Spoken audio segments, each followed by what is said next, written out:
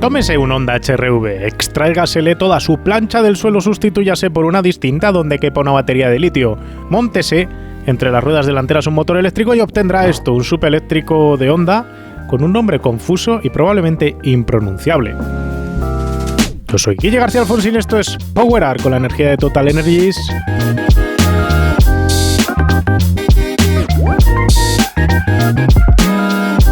Y esta es la prueba del susodicho SUV, el Honda Anyone.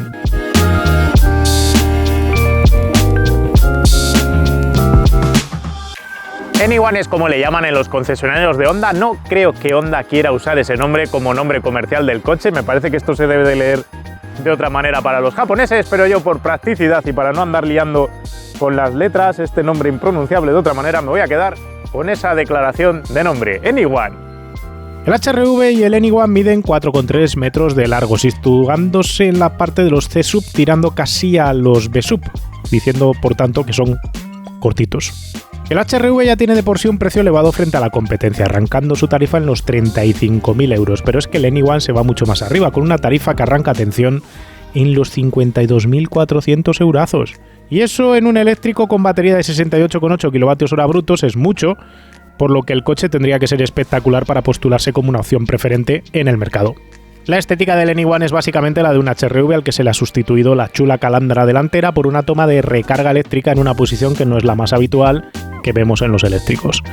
El resto del coche apenas cambia respecto al citado HR-V, salvo el hecho de que en la parte trasera prescinde del logo Honda y se pasa a contar con unas letras con el nombre de la marca nipona. Por dentro sí que hay cambios sustanciales respecto al HR-V convencional. En el Anyone tenemos un pantallote vertical que se ha metido dentro de esa moda de que los coches eléctricos tienen que tener pantallote vertical, pues como el Mach-E de Ford o los modelos de Tesla. Tiene tres zonas diferenciadas que siempre están fijas, la del climatizador siempre está fija, puedes cambiar la configuración de la de en medio. Y el Android Auto o el Apple CarPlay va aquí arriba. Hemos tenido un montón de problemas con el Android Auto, que se cuelga cada 2 minutos, estás viajando y se queda clavado. Es algo que no me ha pasado solo a mí, ni solo a mi móvil. He estado preguntando a otros compañeros de profesión y también se les ha clavado. Me imagino que Honda tendrá que trabajar en una actualización del software para que no pase esto. Voy a decir que echo de menos los mandos físicos de ruletilla que tenía el HR-V, que están mucho mejor resueltos, y realmente no le veo ningún sentido a poner tal pantallote cuando en el HR-V lleva todo bien. Eso sí, tenemos mandos físicos para desempañar luna delantera, luna trasera, las luces son manuales aquí con ruletita, tenemos los antinieblas también aquí, los mandos del volante al menos son físicos. La posición de conducción cambia ligerísimamente respecto a la del HR-V y no tengo nada claro, porque dimensionalmente a ancho de hombros he medido la misma anchura y respecto al techo he medido prácticamente también la misma altura, pero la diferencia es que los tobillos te quedan más arriba, porque el suelo en este coche es completamente plano porque la batería está debajo. Si recordáis, el HR-V es uno de los pocos Hondas que quedan con el depósito de combustible debajo de las plazas delanteras, y eso hace que tengamos como una especie de resalto aquí en medio, justo debajo, que evita que puedas meter los pies bien desde la segunda fila, pero que permite que la banqueta de atrás puedas levantar los asientos. Otra característica del HR-V es que bajaba el suelo justo donde van tus tobillos, entonces te quedaban los pies pues más abajo. La posición de conducción me gusta, aquí también va un poco hacia abajo el tema de los tobillos, pero no sé por qué me siento alto como en un SUV, pero al mismo tiempo bajo en el techo como si fuese en una berlina. Es una combinación un poco extraña, aunque la visibilidad hacia afuera es buena y el volante queda donde debe, pero en un ZR-V de la misma Honda vas sentado mejor, por poneros un ejemplo, y va a ser una posición más de turismo, diría. El cuadro de relojes deja paso a una pantalla de buena resolución. Todo el mueble está cubierto de petrocuero y plástico acolchado, así como de remates de calidad bastante aceptable frente a modelos de la competencia como el ID.4 de Volkswagen. Los asientos, que son cómodos, carecen de ajuste lumbar. Están calefactados, eso sí. Las plazas traseras comparten con el HR-V un aspecto clave para los coches que se venden también en el mercado chino, que es que tenemos un espacio para las rodillas, como ya vimos en el HR-V, enorme. Esto no lo ves ni en una limusina. Esto es una gran ventaja a la hora de poner aquí gente alta. En ancho, pues le pasa como a otros tantos C-Subs, que es que no caben 3 adultos cómodamente en paralelo, ni puedes poner 2 sillas y sofís y aprovechar la plaza de en medio para un adulto. Ahí quedas un poco más limitado. Tiene la problemática de que el suelo aquí no baja tanto, como os decía, como en el HRV. No me queda la sensación de que baje tanto y al final tienes la misma problemática de siempre de otros eléctricos que tienen la batería abajo, que es que se te separan los muslos del asiento si dejas las piernas así. Pero como aquí tienes espacio para echar, pues bueno, los acabados aquí dentro están cuidadetes, con cuero, zona blandita, tiene reposacodos, pero tiene un par de cosas peculiares. Tienes salidas orientables aquí de ventilación, tienes tomas USB-C, no tienes climatizador de zona separada. Sí, esto se cae, se queda un poco como flácido, ¿no? El techo solar tiene truco. Esto parece que alguien en Honda dijo, voy a poner techo aquí panorámico sin nada, sin cortinilla. Y alguien debe decir, entra mucho sol. Entonces pensaron en colocar esto, que son unas cortinillas extraíbles, que se guardan en el maletero, que no se pliegan, que esto ocupa, es un lío. Esto exactamente así es lo que tenía mi Nissan 350Z de 1988, 89. 300, ¿qué he dicho? Ah, pues no, en el 80 y pico no había un 350, un 300ZX para cubrir el techo en T. Hoy en día esto pues se resuelve lógicamente con una cortinilla plegable, pero han colocado esta especie de pegamentos aquí en el techo como si esto hubiera estado pensado después porque no había sitio para meter el enrollable del techo o no querían comerle espacio al techo. Una solución rara, poco práctica que, a ver, también os voy a decir, tampoco debe de suponeros un gran problema porque si vas siempre con el tapado, pues no os va a comer la cabeza. Pero si quieres andar aprovechando sol, no sol, pues no es lo más práctico del mundo.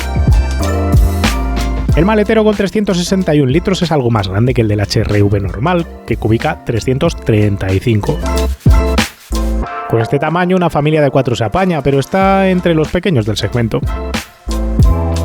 Si abrimos el capó no vemos absolutamente nada porque ha puesto Honda aquí una cubierta de plástico cubriendo el motor, la propia electrónica de potencia y todos los sistemas de refrigeración adjuntos del sistema eléctrico. Este coche solo tiene un motor eléctrico de 204 caballos y 310 Nm de par asociado sola y exclusivamente a las ruedas delanteras. No se le ha sacado provecho a colocar un maletero o algo adicional aquí debajo del capó delantero, pues porque no les ha cuadrado hacerlo por espacios o por la razón que sea. A nivel de suspensiones no cambia absolutamente nada respecto al HRV que ya conocíamos en cuanto a esquema. Lleva McPherson delante, lleva un puente torsional trasero, lo que se han cambiado son los tarados de la suspensión para compensar el extra de peso porque este coche al montar una batería de casi 70 kWh brutos pues gana masa y eso hace que tengas que tener otro tarado tanto para los bujes como para los amortiguadores como para los muelles. Contra el crono, el Anyone completa el 60-100 en 4 segundos y medio. El 80-120 lo hace en 6 y 4 décimas, camino de una punta de 160. Son cifras solventes en general, pero algo cortas frente a la competencia eléctrica en formato sub de 4,5 metros.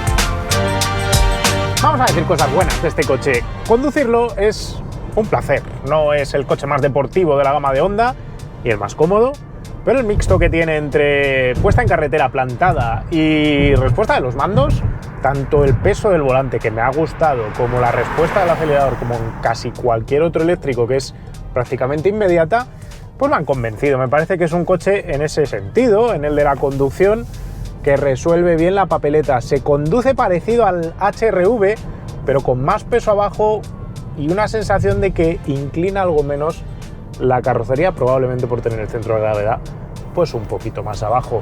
Cierto es que es un poquito seco del puente trasero torsional cuando pilláis, tapas de alcantarilla mal enrasadas, reductores de velocidad, todo ese tipo de obstáculos que se encuentran en ciudad, a este coche lo hacen saltar, o me ha quedado esa sensación a mí por lo menos, un poquito más que el HRV. El ZRV, por ejemplo, de la misma Honda, es un coche que tiene un tarado más deportivo, podríamos decir, más inmediato en los cambios de izquierdas a derechas y con un sabor un poco más hacia el que tenga un ámbito de conducción más, pues eso, deportivo. Y el CRV es un coche claramente más cómodo. Este está ahí en ese punto medio, pero me gusta la respuesta, como os digo. Tiene un hándicap y es que es tracción delantera y tiene mucho par como coche eléctrico que es, y eso hace que puedas vencer la capacidad de adherencia de las ruedas delanteras con relativa facilidad. Así que en curvas cerradas, en incorporaciones en rotondas, en incorporaciones a autovías, en cambios de sentido, en cualquier circunstancia en la que tengas bastante volante metido y recurras a bastante acelerador, eso va a implicar que vas a hacer patinar a las ruedas delanteras. Ahí se echa en falta, no voy a decir porque el control de tracción tiene y entra bastante rápido en funcionamiento, pero no sé si necesita un autoblocante o directamente que tuviese el motor eléctrico atrás, porque es lo que nos pasa con muchos eléctricos que tienen motor delantero, que es que el par que tienen siempre es capaz de vencer la capacidad de motricidad que tiene. Eso sí, el pedal derecho está muy bien capacitado para regular cuánta potencia entregas en las ruedas delanteras, y tienes las levas para jugar con la retención, así que puedes elegir cuánta cantidad de retención tienes en cada momento. Pedal de freno también me ha gustado, está bien ajustado para que no tengas sensación en esa mezcla entre frenada mecánica y frenada regenerativa, no tienes una sensación rara, y puedes elegir muy bien cuánto haces, cuánta aceleración tienes en cada momento, repitiendo además la misma frenada una y otra vez en carretera de curvas o en ciudad, por ejemplo. Es un coche relativamente silencioso, con 66 decibelios medidos a 120 por hora, aunque siempre hay presente un cierto zumbido del motor eléctrico al funcionar que entra dentro del habitáculo y que, por otro lado, te conecta con la cantidad de demanda energética que estás haciendo del coche, aunque a ciertas velocidades sostenidas tal vez tenga demasiada presencia. El problema que le veo al tema de la falta de motricidad del eje delantero tiene que ver, sobre todo, cuando estás acelerando, con el hecho de acelerar muy rápido a la salida de una curva, donde vas a notar que el coche se quiere ir un poquito hacia los lados. Tiene torquester, como los antiguos deportivos de tracción delantera, yo que sé, antes de que hubiese manguetas desacopladas y otras soluciones más finas que te pegaban esos latigazos de volante. Aquí tienes algo parecido. Todos estos atributos están bien hasta que llegamos a la parte fea de la película, y esa es la del consumo en autovía y en autopista de este coche eléctrico, que pone en aprietos la capacidad neta de la batería. Es curioso que este coche casi toque los 70 kWh de capacidad de batería, pero luego cuando te pones a gastarla, a medida que comparas lo que te dice el marcador de porcentaje de batería con los consumos y con lo que luego recargas, cuando te toca recargar, nos hace pensar que tiene alrededor de 60 kWh de capacidad neta. Tiene bastante caché entre la batería bruta y la neta, y eso hace que realmente estés manejando un coche de poco más de 60 kWh de capacidad. Lo que ahora vais a ver respecto a los consumos hace que esa capacidad de batería se quede algo escasa, para hacer viajes largos por lo menos. Hemos medido a 120 por hora un consumo de 22,6 kWh cada 100 km y de casi 30 a 140 constantes. Eso, con unos 60 kWh de capacidad neta de batería que te deja el Honda aprovechar, implica que en autovía puedes hacer no más de 260 km entre recargas, manteniendo la velocidad límite de la carretera. Si te pones a ir a 140 por hora, te vas a quedar en una autonomía de 200 kilómetros. El coche en uso urbano baja bastante su media, pero hay una problemática con el hecho de que la calefacción es por resistencia y no por bomba de calor, lo que hace que cuando arrancas por la mañana teniendo el coche muy frío para ir al trabajo, si el coche especialmente lo aparcas fuera o tu garaje es muy frío, gastas una tremenda cantidad energética hasta que aclimatas todo. Y la otra parte del problema para hacer largas distancias con este coche es la velocidad de recarga. Meter un 70% de la batería, meter del 10 al 80% son 3/4 de hora. En 3/4 de hora recuperas 180 kilómetros para ir a 120 por hora. Eso hace que cualquier viaje largo vaya a requerir paradas también largas. Pongámonos en situación, voy a hacer un viaje de 500 kilómetros, pues los 250 primeros los haces con la batería cargada de casa, paras 3/4 de hora y después sumas 180 kilómetros más. Después, si quisiese seguir el viaje, pues otros 3/4 de hora para hacer otros 180 kilómetros más, otros 3/4 de hora para hacer otros 180 kilómetros más. Esto inhabilita al coche como un coche rutero para hacer largos viajes, pues de 1000 kilómetros, una jornada de 800. No es lo típico que se suele hacer con estos coches, voy a decir. Lo habitual de uso de un coche en España son 15.000 kilómetros al año, el grueso en ciudad, y luego muy puntualmente 3-4 viajes largos al año que pueden ser de 600 kilómetros. Cualquiera de esos viajes largos al año pues va a implicar 2 paradas, y 2 paradas además tirando a largas. Si eso es un problema para vosotros, hay opciones en el mercado, por precios incluso menores que este, que resuelven mejor la papeleta. Y eso es uno de los problemas que puede tener este Honda, porque estás quedándote con un coche que tiene los atributos de un coche eléctrico y una buena autonomía urbana y un buen uso urbano y una buena economía urbana, pero estás pidiendo mucho dinero por él, y tener un coche urbanita restringido en viajes largos pues es un tema que usuario, el cliente potencial, probablemente tenga bastante en cuenta, y eso puede ser un detractor de ventas para Honda con este coche.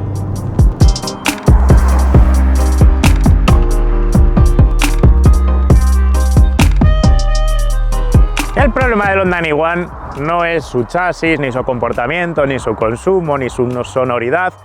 Todo más o menos lo hace bien como un sub urbanita para eventualmente hacer algún viaje largo que no sea muy frecuente, porque si no te vas a volver loco con el tema de las recargas. El problema es el precio, y como nos pasó también con el Jeep Avenger, por ejemplo, la problemática la tenemos cuando comparamos este coche con su equivalente con motor de combustión. El caso del Honda HR-V es el caso de un coche que ya es relativamente caro para ser un sub de 4,3 metros, pero que es que este cacharro cuesta 14.000 euros más que un Honda HR-V. Y la pregunta es, ¿qué te da a cambio de esos 14.000 euros más? Es cierto que acelera un poquito más, es cierto que es un poquito más barato en coste kilométrico cuando estás rodando por ciudad, pero es que el HR-V también gasta muy poquito combustible. Me gusta más, por ejemplo, el interior y las soluciones físicas de ruletillas que lleva el HR-V, y a nivel de comportamiento dinámico no hay grandes diferencias. Así que, ¿de verdad pagarías 14.000 euros más por irte a la opción eléctrica? Salvo que sea por necesidad de que necesites ese coche a pilas, no se me ocurre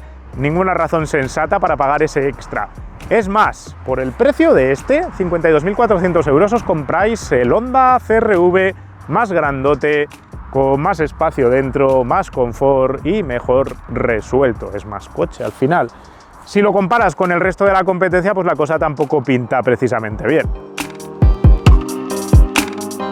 Si miramos otros C-Subs eléctricos, la cosa es peor si cabe. El Anyone tiene un precio equiparable al de coches más grandes y versátiles como la Ariya de Nissan, la Scenic nueva eléctrica de Renault o el mejor resuelto en eficiencia y autonomía BMW iX1. Si es que por el precio del Anyone te compras un Tesla enorme con más autonomía, más pegada también. La lógica invita a pensar que ahora yo entraré por aquí a Coches, Honda, Anyone, aquí en nuestro patrocinador Wallapop, que nos invita a buscar los precios de los coches nuevos y usados que probamos. Y ponemos aquí Honda, Anyone, y está ya catalogado. Y deberíamos de encontrar unidades porque básicamente siendo un coche tan caro dices, pues se los estarán quedando los concesionarios porque esto, el stock de salida nadie lo va a comprar, pero no hay ni uno. Y eso me llama la atención, eso quiere decir que yo que sé, que los están colocando los que han traído. Me comentaba la gente de Honda que una de las estrategias que iban a seguir con este coche era ofrecerlo sobre todo con cuota, financiado no, directamente en leasing, renting, estas soluciones que al final este tipo de coches salen bien en cuota. No salen bien en precio, pero en cuota suelen salir bien. Puede ser que sea la estrategia que están siguiendo. Buscando HRVs, voy a buscar solo HRVs del año pasado para comparar y que veáis qué estoy haciendo. Precio no, año. Para comparar a ver cuál es la situación. Y vemos que tenemos unos cuantos HRVs a vender. La verdad. Los podemos encontrar desde 33.000, vamos a cambiar esto de más barato a más caro. Desde 28.300 euros hay aquí una unidad. Esto es un buen precio. Talleres, Alcolea, vehículos de ocasión, HR-V. Primera matriculación, noviembre del 2023, 3.000 kilómetros. En la prueba de Alfiden. En estos precios son coches la mar de interesantes. ¿Qué queréis que os diga? En este rojo, más. 29, 31, 32. Esto ya nos estamos metiendo ya en precios de lo que cuestan estos coches pues nuevos, si es el precio de tarifa. Un coche del que tampoco hay exceso de unidades ahora mismo en el mercado, todas por debajo de 35, y esto ya nos da una visión clara de que ni Honda está teniendo una necesaria prisa o presión para matricular o automatricular estos coches, y los que encontráis sí que los encontráis por debajo de los 35, así que alguna buena oportunidad, sobre todo este que os digo de 28, podéis encontrar ahora mismo en el mercado de ocasión. Un coche el HR-V que a mí me gustó, la verdad. Honda nos ha prometido una revolución eléctrica para los próximos años después de presentar sus proyectos cero, que van a ser una berlina, también va a ser un sub, va a haber un compacto, va a haber una serie de nuevos modelos que tienen que romper con todo lo que tiene establecido Honda, que está invirtiendo un montón en reinventarse, pero mientras se reinventa y no llegan esos coches, después de la salida del mercado del Honda E, que era muy simpático, pero que también tenían problema de precio, tienen que pasar esa sequía, vamos a decir, ese desierto, esa travesía del desierto, con este coche. Y realmente creo que va a ser complicado que Honda coloque muchos de estos en Europa en los concesionarios cuando cualquier persona se plante allí y mire las otras opciones que tiene por el mismo precio dentro de la propia concesión de Honda. Ya no os hablo de ir a mirar más allá. No lo sé, si os han quedado dudas, preguntas o cuestiones o nos queréis contar algo de lo que os ha parecido el Anyone, lo podéis dejar en los comentarios y nosotros no tenemos nada más que contaros. Nos vemos pronto con otro vídeo de otro coche. Un saludo. ¡Ey! ¿Te gusta powerar? En 2 o 3 semanas abriremos la precompra con Kimoa de nuestra nueva gorra, que esta vez es, además, amarilla. Entre tanto, puedes visitar la web de Kimoa para comprar la nueva colección Aston Martin de Alonso y puedes ayudarnos a nosotros para seguir creciendo con este canal, convirtiéndote en mecenas, pulsando el botón unirse que está al lado del de suscribirse, aquí debajo del vídeo. Los mecenas del canal disfrutan del canal de Telegram privado que compartimos con los propietarios que han aparecido en el apartado de usados hiperinteresante y donde además pueden comentar con nosotros lo que les venga en gana. Además, organizamos para ellos eventos, actividades y visitas como las que hemos tenido hasta ahora, en el Museo Motos Made in Spain de Alcalá de Henares, en el Circuito Terramar cerca de Sitges, en el Museo del Automóvil y la Moda de Málaga, o la visita que acabamos de tener en el Museo y Circuito Fernando Alonso, con carreritas incluidas. Si te apuntas ahora, seguro que llegas para la siguiente.